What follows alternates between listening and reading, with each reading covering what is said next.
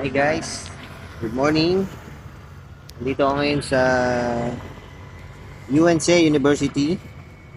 Magpapapaus ako ngayon. Magandang araw eh. Magandang panahon ngayon. Tara guys, samahan nyo ako. And guys, bali papasok na ako ngayon dito sa UNC University. Diyan sa loob, bawal mag-bike dyan. Kaya hanggang dito lang yung pwede ka mag-park. Hindi ka rin pwede mag-motor dito sa loob.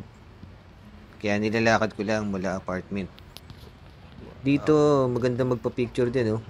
Kita niyo yung mga puno. Ganda ng mga pagkaka-align niya, di ba? Ang galing nila magtanim. Ito rin, no. Ang ganda. Dito madalas ako nagpapa-picture. Yan yung daanan na yan. Kasi maganda yung pagkakatayo ng mga puno.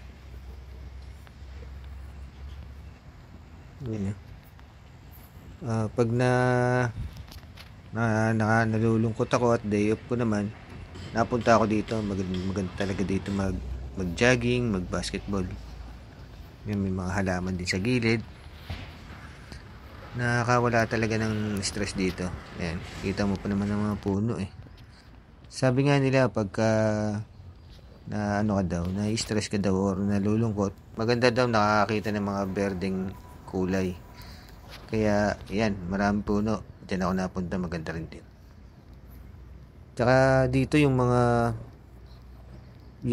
building dito, yung university kasi nila, ang laki oh. Ang daming building. Nung bata ako, isa sa mga gusto ko makapag-aral sa university. Mga malalaking university. Hindi naman kaya yun eh. Kaya swerte ng anak ko ngayon kasi nandito ako sa abroad na kaya ko naman siyang pag-aralin. Solo pa naman siya eh. Bagay siya sa school niya, maganda rin talaga. Dito ayan oh, sa UNC University, ganda ng logo, 'di ba? Ito yung building, oh, laki oh. Sabi ko nga sa anak ko kung gusto niya dito mag-aral eh. Kaso ayaw daw niya. Ayan oh. Laki din yung building nila. Ito dito guys, maganda rin dito. Ang daming pine tree. Tignan nyo, lalaki oh. Yan. Nung nagpunta dito yung mag-ina ko nun dati, 2018 yung unang punta nila, dito kami nagpunta ng una. Yan. Nagpicture kami dito, ang ganda. Kasi may mga upuan dyan sa gilid. Pwede kayong tumambay dyan, pwede. Ito yan oh, yung malaking bato na yan.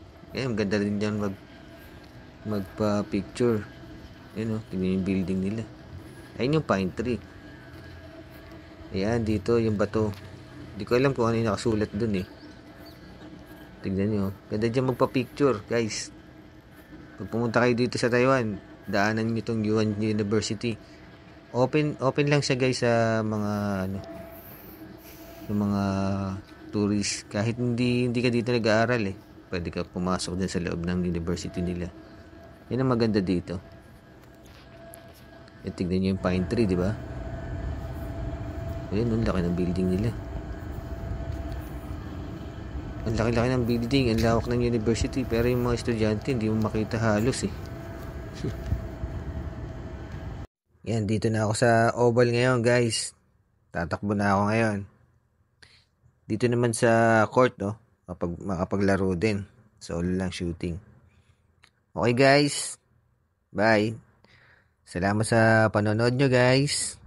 Thank you.